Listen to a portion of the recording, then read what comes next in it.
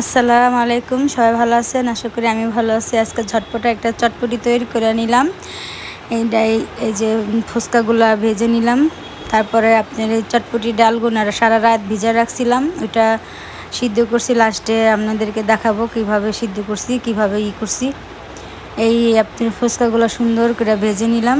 ফুচকা ভেজে নেওয়ার পরে আলু ডিম সিদ্ধ করে নিছি। সেই আলুগুলো যে কেটে কেটে নিলাম, আলুগুলো কেটে তারপরে রাখলাম। তা যেহেতু আজকে একটু ঠান্ডা ঠান্ডা, যে ভাবলাম একটু ঘরে একটু চটপটি ফুচকা তৈরি করে দিই, বাচ্চারা খাক। এই যে একটু তেঁতুলগুলাই নিলাম। তেঁতুল ভিজায় রাখছিলাম আধা ঘন্টা তেঁতুলটা ভিজায় রাখলে কি তেঁতুলটা সুন্দর হয়, গলা যায়।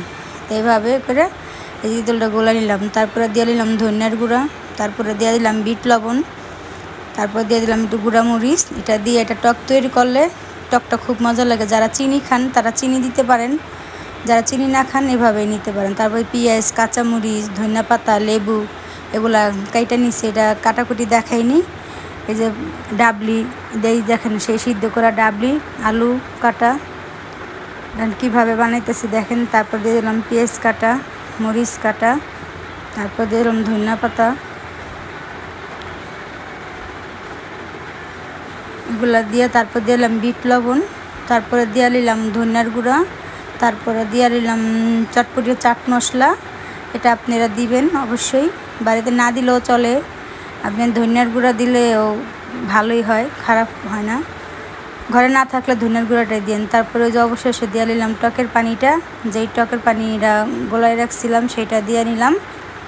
এটা সুন্দর করে এটার সাথে এটা অ্যাডজাস্ট করে মিশাইয়া এখন এই যে এটার উপরে দিয়া দিব হলো আপনি সেই চটপটি। এই যে ফুচকা ভেঙে ভেঙে দিলাম, যে ফুচকা ভেজে নিছিলাম, ফুচকা ভেঙে দেওয়ার পরে তারপরে যে ডিম কুচি কুচি কুচি কুচি করে কেটে দিলাম।